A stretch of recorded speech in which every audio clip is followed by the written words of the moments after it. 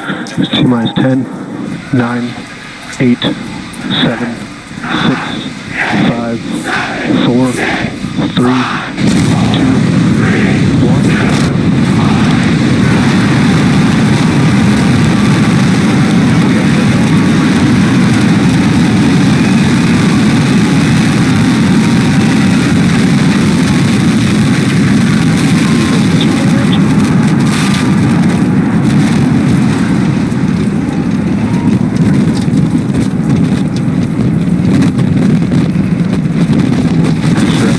Nominal.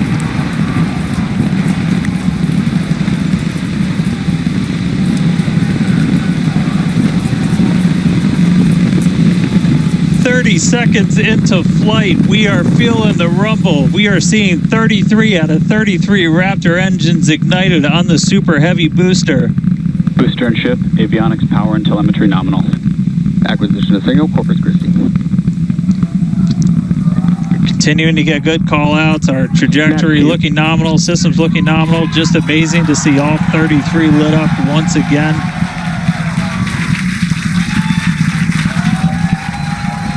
At this point, we've already passed through max Q, that maximum dynamic pressure,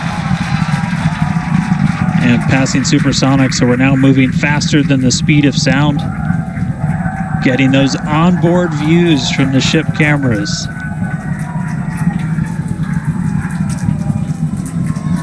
Now the next major milestone is going to be a hot staging maneuver. Again, we're going to be doing that in just about 90 seconds. To do that, we're going to shut down all but the 3 center Raptor engines on Super Heavy. That'll be our MECO, our most engines cut off.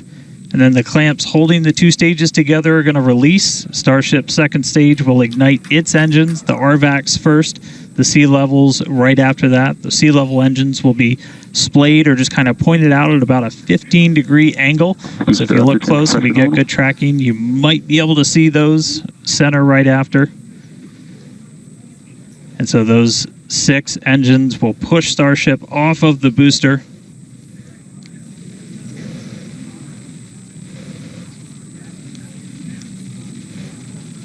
All right, counting down now. We're going to be coming up right at around the 3-minute mark on that hot staging maneuver.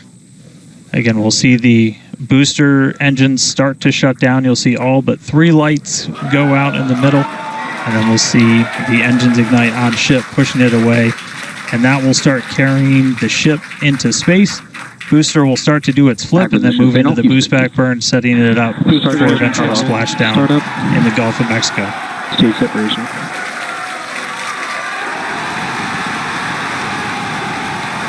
Boost back startup.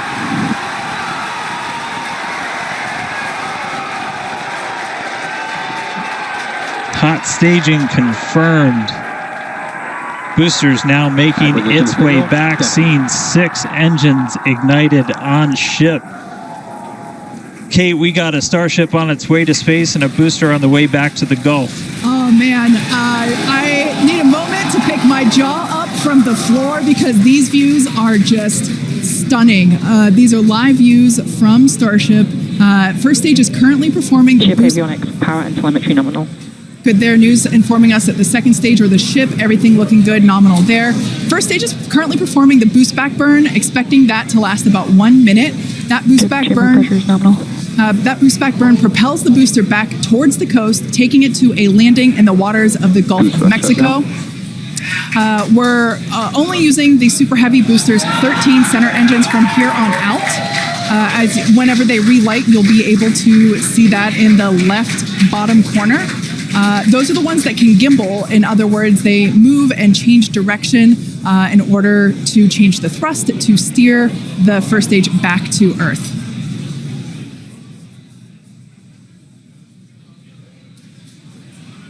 Wow, these are just incredible views coming to us.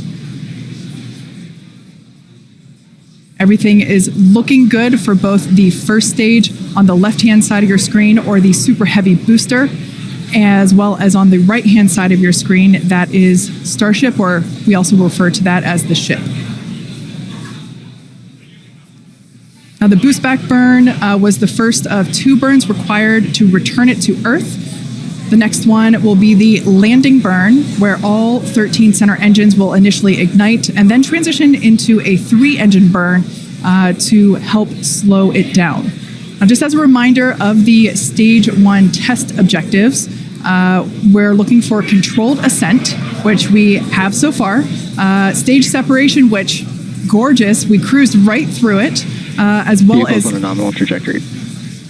Good news there, telling us that the path that Starship is on is good. Now, Starship's second stage is still firing its engines, and as you heard, following planned flight path, the ship objectives, we're looking for hot staging, again, cruised right through that. We're looking to demonstrate controlled ascent, as well as orbital insertion. Now, the bottom right-hand corner of the screen shows the ship engine graphics, so be sure to keep an eye on those. Yeah, Kate, like this is just a phenomenal test so far. Super Heavy is performing beautifully today. It's on its return leg of the journey. Ship continuing to burn its 6 engines, those larger circles, the Raptor vacuum engines, the inner circles, the Raptor sea level engines. We're about 30 seconds away, just under 30 seconds away from the start of the boost back burn. The landing burn on the booster. You can see the grid fins rotating. Those hypersonic grid fins are guiding us through the atmosphere back towards our splashdown site. Again, we're going for a for a splashdown, a soft splashdown. So for landing burn, we're going to expect to see the 13 center engines light, rapidly bring down the booster's velocity, and then just the 3 in the center for splashdown. Let's see if that'll work.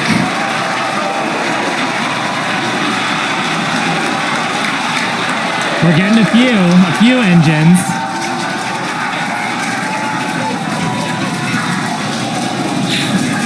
And acquisition of signal. Let's see if we can get some other video of that. Now, this is a test objective today. It is still something that we're attempting to learn. And to make it that far, to demonstrate the controlled re-entry up to that point is pretty darn good. Ship continuing to look nominal with its ascent burn. This burn lasting about 6 minutes total.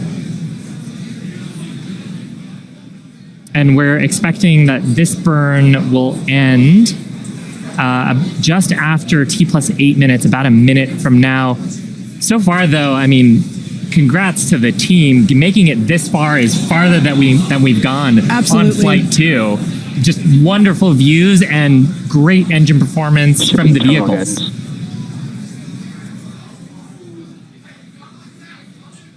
So far, we've hit controlled ascent. We're in the middle of that right now. We demonstrated the hot staging. Kate, as you said, cruised through that.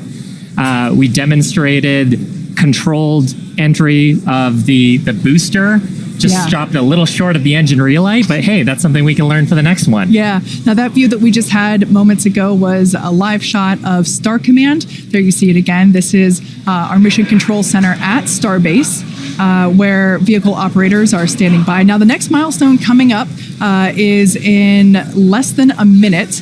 At that point, ship will, or I'm sorry, actually it already has. Ship engine cut off. There we go.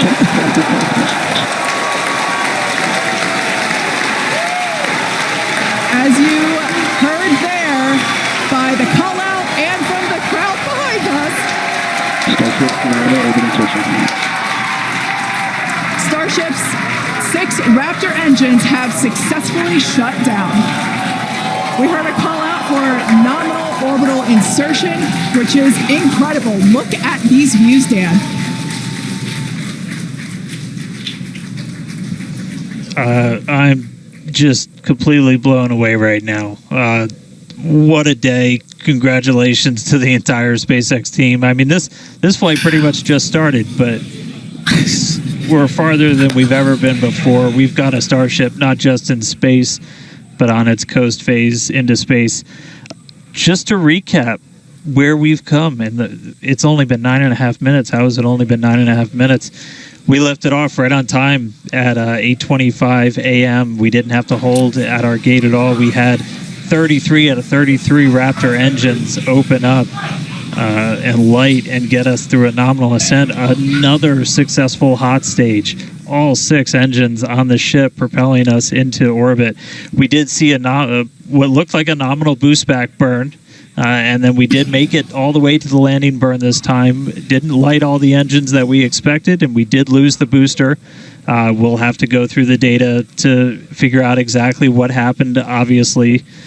So be on the lookout for information about that. But wow, a ship in space. We've got a bunch of, as we said, ambitious objectives ahead of us. Over the next couple of minutes and pretty much over the next hour, where we're going to we've got the ship in space. We're now going to take advantage of this and try and learn as much as possible about some of the other systems, including that first ever Raptor relight in space. So it's just going to be incredible. So all of that still to come. The mission just started, but wow, what a liftoff! What a hot stage! What an amazing sight to see Starship there in outer space. I can't believe we're seeing it in space. This is awesome. Wonderful. Now, we are going to be coasting for the next about 30 minutes or so. We'll be back around the T+40 minute mark, and that'll be Starship continuing to coast, hit those ambitious test objectives, and then continue on to re-entry. We're not totally sure what video that we'll get, since that normally comes to us as we overfly ground stations, and we don't have a ton of those along our trajectory. But as we have video, we'll be sure to bring that to you. Starlink may be able to bring us additional communication paths today that will allow us to talk to Starship through re-entry with no communications blackout period. It's a possibility, but either way, we will be live for all of today's milestones. And of course, when we do have views, signal, Puerto Rico.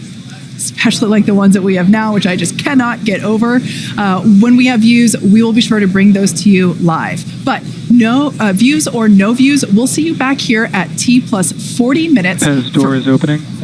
And there we just heard call it that Pez door is opening, so that's great. First test. Yeah. One of our test objectives today is to open and close that Pez door. That's where we will deploy Starlink satellites from in the future. So great news there that that test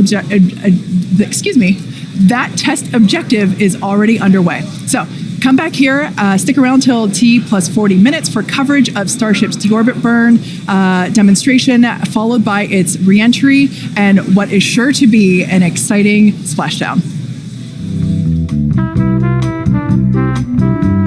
So coming up next around T+49 minutes is Starship re-entry. There's some of those great views from Starlink, giving us views of Starship's onboard videos. And so we're hoping that the Starlink on board will let us, just like we're seeing these videos now, see through that plasma field by maintaining a continuous communication lock with the satellites on orbit through the wake that Starship leaves behind. Now, this is only the second time that we're testing Starlink during re-entry.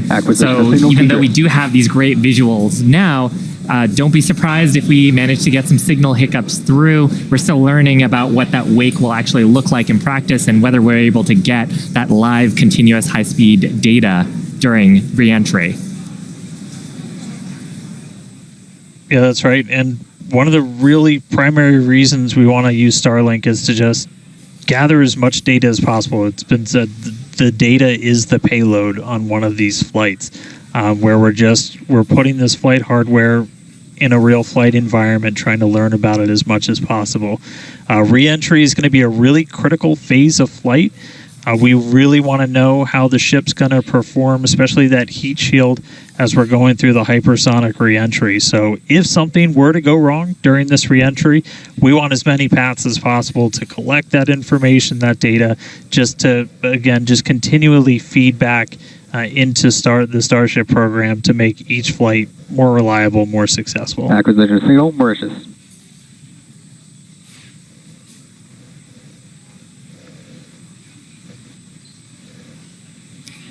Now, if Starship manages to make it all the way through re-entry, we'll collect valuable data on Starship flying through the Earth's atmosphere at hypersonic speeds, meaning more than 5, or at this point, will be more than 5 times the speed of sound.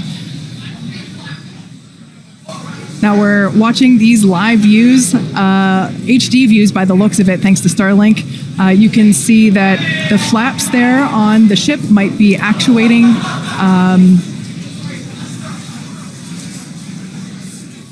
Certainly some incredible visions of planet Earth behind Starship. Now, we've already validated Starship's ability to fly and land at subsonic speeds. You might recall those suborbital flights from a few years ago, and we can see those flaps there. So getting data on aspects like heating and control while traveling way faster than we did before is going to be critical to eventually bringing starships back from space for rapid reuse. So I mentioned those flaps. That's one of the things that enables Starship to help control itself and survive the heat of reentry, which, like we said before, we're expecting that reentry to occur around T plus 49 minutes. So we're getting pretty close here. And what you're seeing here, it looks like the vehicle is sort of moving back and forth. Part of what you're also seeing is one of the cameras, this onboard view that we have, is on the end of a flap. Starship has front flaps and rear flaps in the vehicle. So we've got 4 of those. And oh man, we can see the heating on those flaps as we're starting to re-enter the Earth's atmosphere. This is where the Earth's atmosphere is doing the work to slow us down. Now, like we said, this plasma field is, wow, what a view. We hope to maintain these views throughout. Starship is so big that we're hoping that the plasma field doesn't entirely blanket the entire vehicle. Right now, it is not. The Starlinks Views brought to you by Starlink. Yeah, the Starlinks are still communicating and still capturing the data and the video that we see here. I mean, Shiva, this is just absolutely incredible views. We've never seen anything like this before. This is the biggest flying object ever in space. Absolutely, Kate. And it's important to note, with the Ascent burn that we did was to get us to orbital velocities, even though we were on a nearly orbital trajectory. So the heating and the loads that Starship is going through right now are what it would be getting if it were recovering from an orbital mission. And just the fact that we have views through entry, this is incredible. Yeah. Again, this is the furthest and fastest that Starship has ever flown. And you can definitely tell by the crowd here in Hawthorne. The heat shield tiles doing their work. We talked about it earlier. Up to 2,600 degrees Fahrenheit that those heat shield tiles are dissipating as we are re-entering. Yeah, now this was one of the critical, or rather the key mission objectives that we were hoping to hit today. We have never, like I said before, this is the fastest and furthest that Starship has ever flown.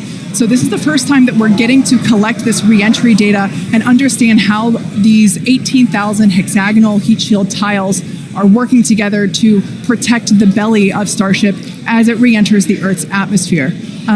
Once again, the atmosphere is doing us a big favor here by... 80 kilometers altitude. The atmosphere is actually doing us a huge favor here by acting as a braking system for Starship as it re-enters the atmosphere. And that's part of the reason why the flaps are so important. We're using the body of Starship and the drag from the atmosphere to slow us down from orbital speed. But you want the vehicle to remain stable. You want those heat shield tiles pointed down so they can absorb the heat of the Earth's atmosphere. And so that's the purpose that they are serving during the hypersonic phase and then again during the subsonic phase. Absolutely.